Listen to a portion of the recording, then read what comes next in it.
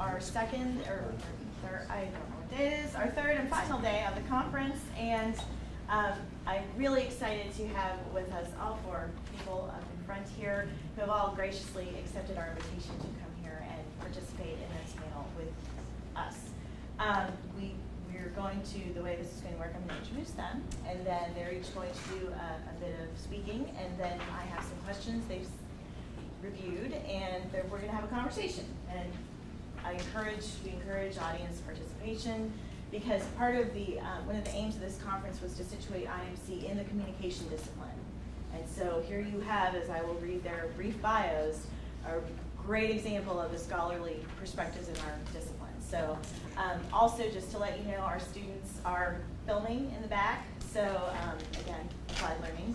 And so we'll have this recorded, and we're going to figure out ways to use it and promote it. And just so it doesn't go viral.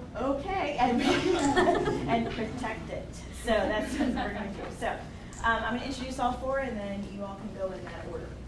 So our first speaker alphabetically is Dr. Ronald C. Arnett. He's chair and professor and chair of the Department of Communication and Rhetorical Studies at Duquesne University, and the Father Henry Corin Endowed Chair for Scholarly Excellence. He's the author and co-author of 6 books and 3 edited books, including Dialogic Confession, Bonhoeffer's Rhetoric of Responsibility, for which he received the 2006 Everett Lee Hunt Award for Outstanding Scholarship. He's currently the editor of NCA's Review of Communication, and he's also the executive director of ECA. Then next we have Dr. Vernon Cronin, who has been a faculty member at the University of Massachusetts Amherst since 1970, and he will be joining us at University of North Carolina, Wilmington this fall. From 1985 to 2010, he was senior consultant at the Kensington Consultation Center, London. He is co-developer with W. Barnett Pierce of Coordinated Management of Meaning. His written work is focused on the development and application of that theory and its application to organizations and personal relationships. Cronin's recent writing has been focused on the relationship of CMM to philosophical pragmatism, systems theory, and Wittgenstein's later philosophy of language. He has written and or contributed to 17 books and over 80 journal articles and convention papers. Dr. Deanna D. Salnow currently serves as the Gifford Blyton Endowed Professor of Communication and Director of Undergraduate Studies in the Department of Communication at the University of Kentucky. Her research interests include the rhetoric of popular culture, particularly music as communication, as well as instructional communication. She's the author of The Rhetorical Power of Popular Culture and served as editor of NCA's Journal Communication Teacher. And finally, Dr. Timothy L. Salnow is Professor of Communication at the University of Kentucky.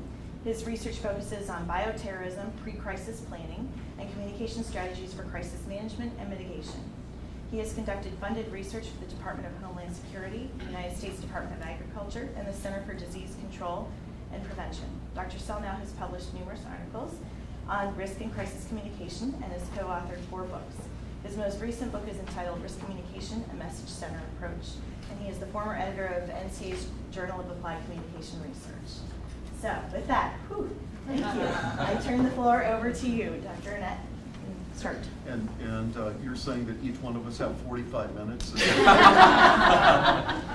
As long as you don't cut into tonight's festivities, you have a lot of work. I'm going to be right back.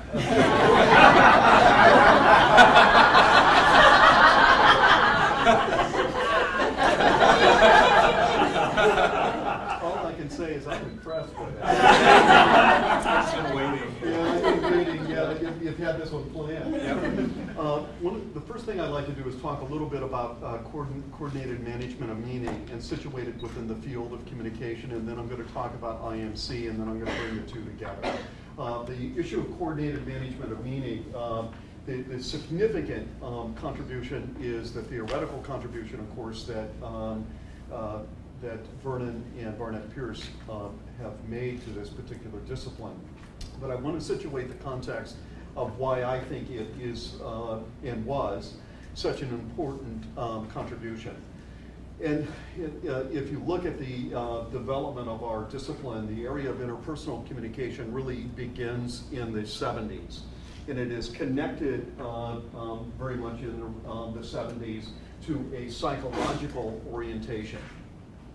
Even if you look at the work of John Stewart in terms of Bridges Not Walls, You have a strong kind of psychological framework. The word dialogue is often being associated with therapeutic framework, such as a Carl Rogers. And so what you're finding is that the ongoing kind of framework is that the meaning is in the person. And so you've got this kind of interpersonal issue that's really, in a sense, almost an exchange of two isolated monads kind of having discourse with one another. We called it interpersonal, but I'm not sure it was.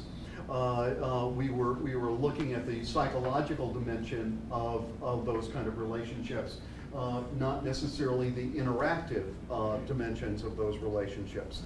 And the ongoing theoretical genius, I think, of Vernon's work and Barnett Pierce was to actually begin to be one of the major theories that took the issue of discourse seriously, that took the issue of relationships seriously, and took the issue of recognizing that human meaning is a negotiated activity between persons. So the important element that I think that I begin with is that I don't simply want to connect this to integrated marketing without calling attention to literally the groundbreaking nature of this particular theoretical contribution. In my career, I think there have been multiple really important theoretical breakthroughs, but the two most important, I think, are from Walter Fisher dealing with the issue of narrative, and the work of Vernon and Barnett Pierce in the area of interpersonal, in the way in which they began to understand how that world needs to be navigated in a relational framework. Out of that emerged a kind of ongoing kind of reaction to interpersonal, in which changes gradually began to take place in terms of conceptualizing the relational component.